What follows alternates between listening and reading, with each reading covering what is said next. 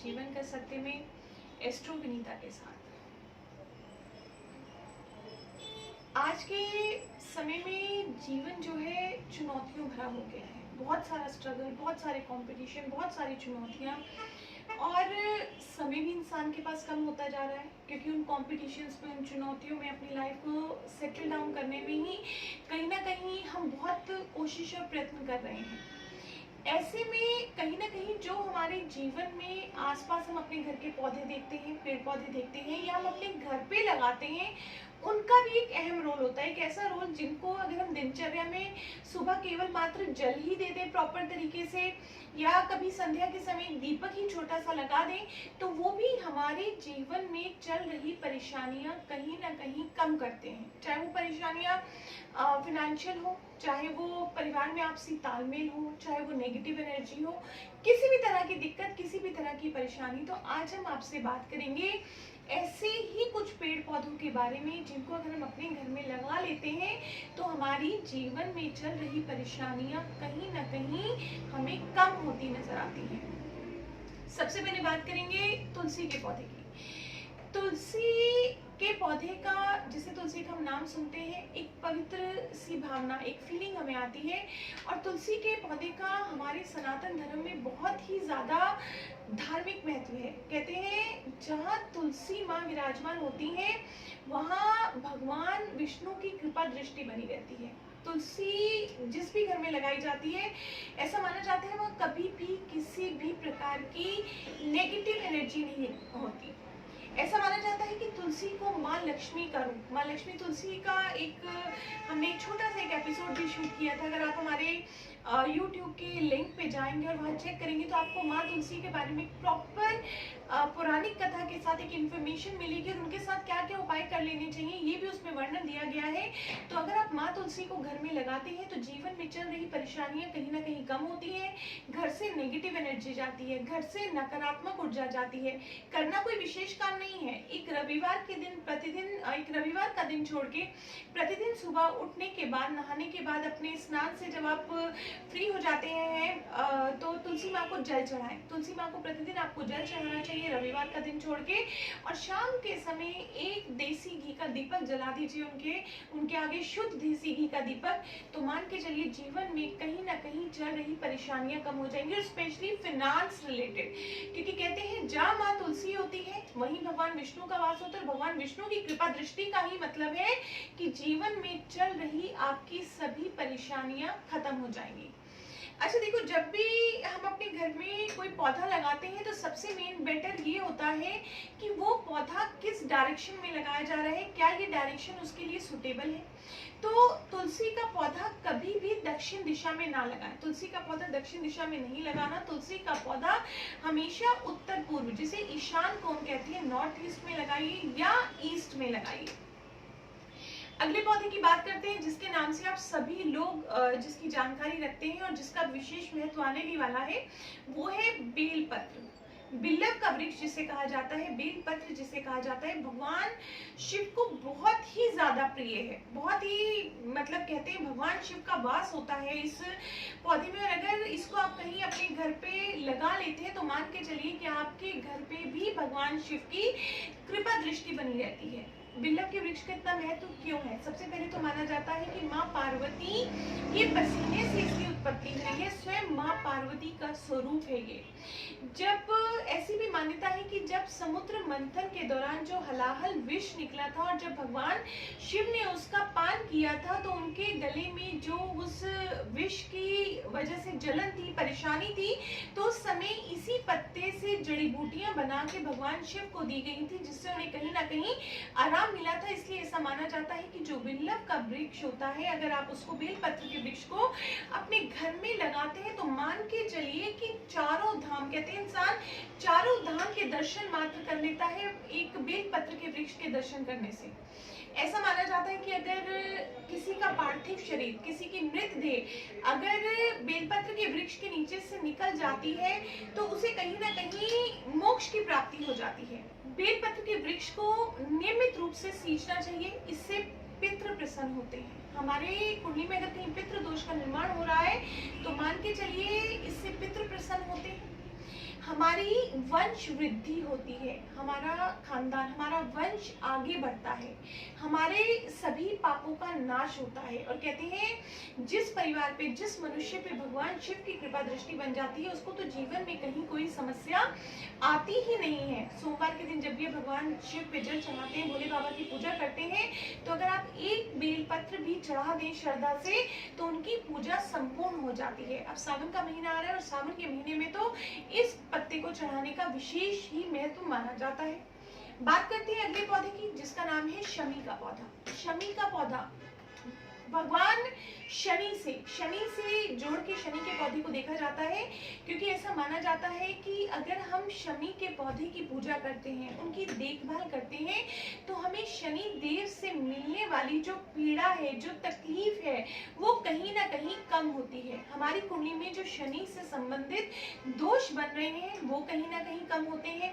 शमी के पौधे को शनि भगवान से क्यों जोड़ा जाता है? क्योंकि शमी का पौधा एक ऐसा होता है जो किसी भी परिस्थिति में, चाहे धूप हो, पानी की कमी हो, चाहे मरुस्थल में हो, चाहे रेगिस्तान में हो, हर परिस्थिति में, हर मुश्किल में अपने आप को सपोर्ट करता हुआ बढ़ा ही लेता है। उसी प्रकार शनिदेव भी जीवन में कितनी भी शनिदेव की अगर टाइम पीरियड चल रहा है, कितनी भी परिस्थितियां खराब क्यों ना हो जाए, और अगर कहीं वो आपको साथ दे दें, आपको सपोर्ट कर दें, तो जीवन में आप कितनी भी खराब परिस्थितियों में भी अपने आप को आगे निकाल ही लेते हैं। तो शमी के पौधे को घर में जरूर लगाना चाहिए। इसे घर के मुख्य द्वार के बाईं तरफ लगाना चाहिए। जब आप घर से बाहर निकल रहे हो तो बाईं तरफ पौधे को रखना चाहिए। शमी के पौधे में आप प्रतिदिन जल दे सकते हैं। शाम के समय सरसों के तेल का दीपक जला सकते हैं। और कहते हैं कि जहां शमी का पौधा लगा होता है, वहां सभी जातकों का स्वास्थ्य अच्छा रहता है। कभी भी धन धान्य की कमी नहीं होती, कभी भी फाइनेंस की कमी नहीं होती।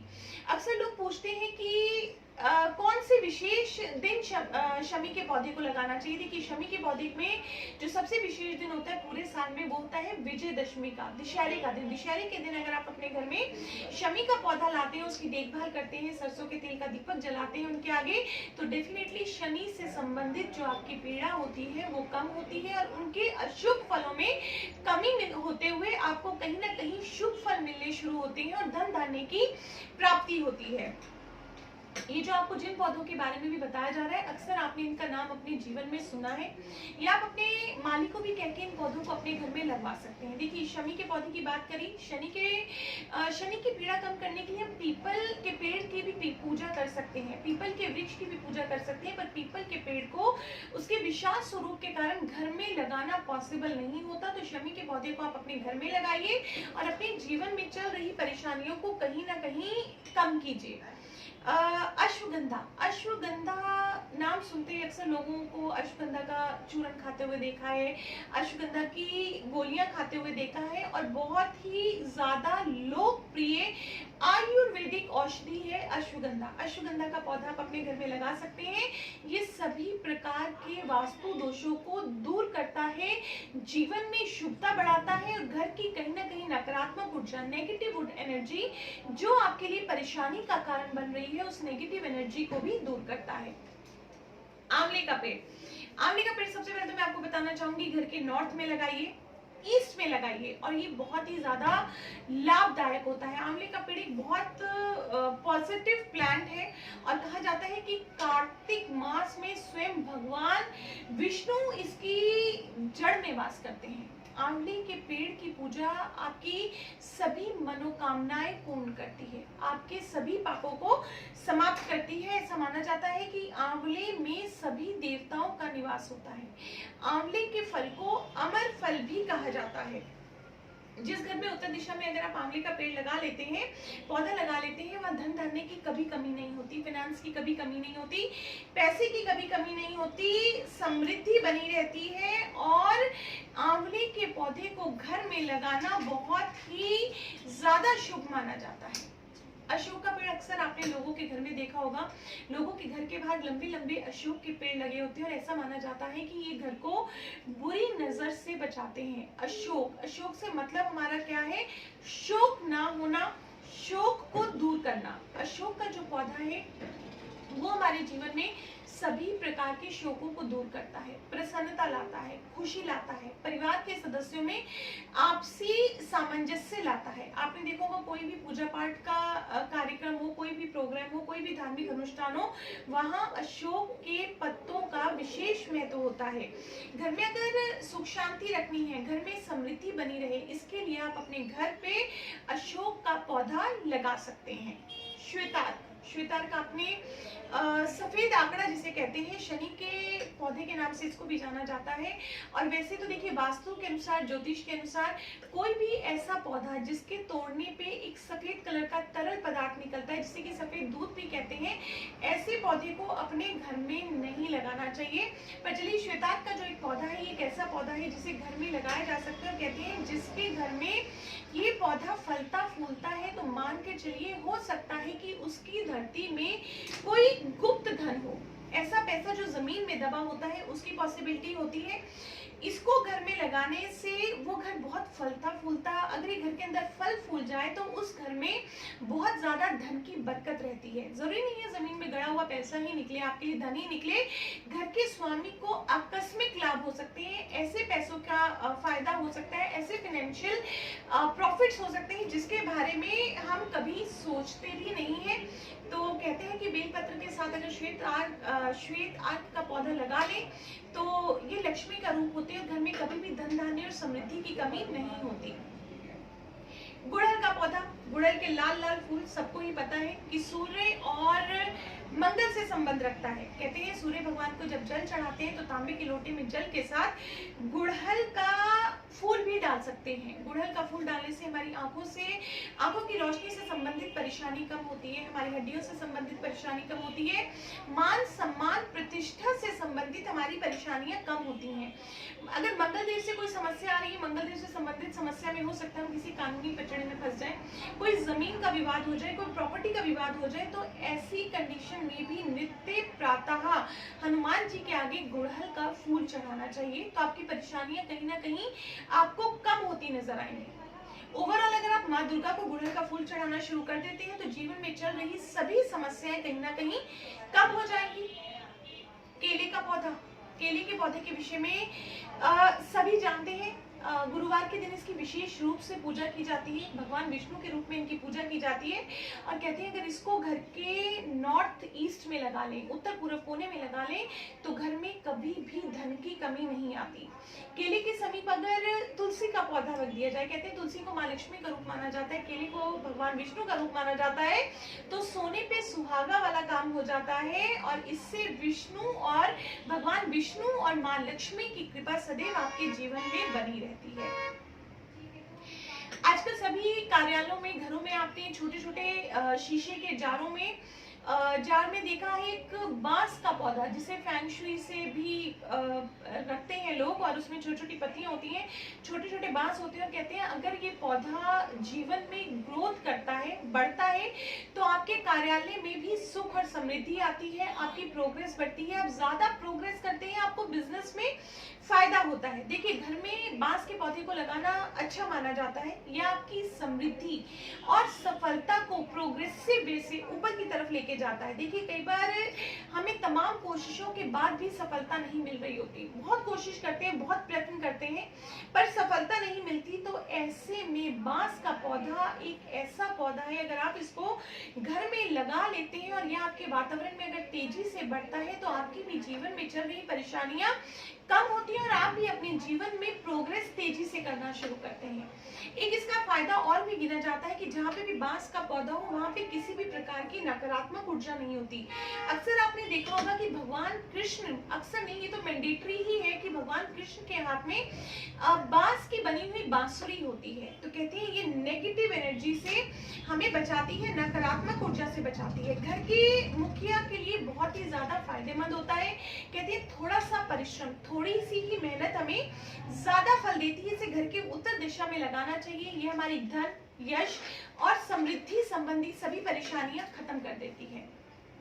मनी प्लांट, सभी के घरों में देखा जाता है, सुख समृद्धि का प्रतीक माना जाता है। लोगों को ऐसा लगता है कि मनी प्लांट का पौधा लगा लेंगे तो जैसे पैसा ही आना शुरू हो जाएगा। देखिए कहीं ना कहीं ये बात सही भी कि अगर मनी प्लांट कोई भी पौधा अगर सही दिशा में सही तरीके से लगा लिया जाए तो आपके जीवन में चल रही कुछ ना कुछ परेशानियों को वो कम कर देता है।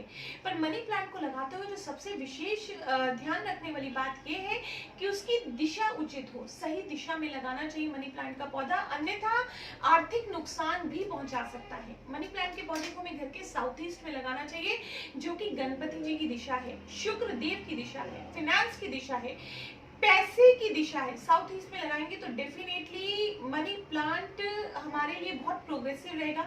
हमारे जीवन में फाइनेंशियल जो प्रॉब्लम है उन प्रॉब्लम्स को कम करेगा, हमारे लिए फाइनेंशियल सोर्सेस को इम्प्रूव करेगा मनी प्लांट। इसके अलावा नारंगी का पौधा भी आप घर में लगा सकते हैं, अनार का पौधा भी आप घर में लगा सकते हैं। कहते हैं अनार का पौधा वंश वृद्धि करवाता है। वंश वृद्धि की कामना से आप अपने घर में अनार का पौधा लगा सकते हैं। जीवन में किसी भी प्रकार की समस्या चल रही तो अनार का फूल ले लीजिए। देखिए ये कॉमन उपाय है जो कोई भी कर सकता है। एक अनार का फूल लीजिए, उसे शहद में डुबोइए और सोमवार के दिन शिवलिंग पे चढ़ा दीजिए, तो जीवन में चल रही आपकी परेशानियां कहीं ना कहीं कम होती नजर आएंगी।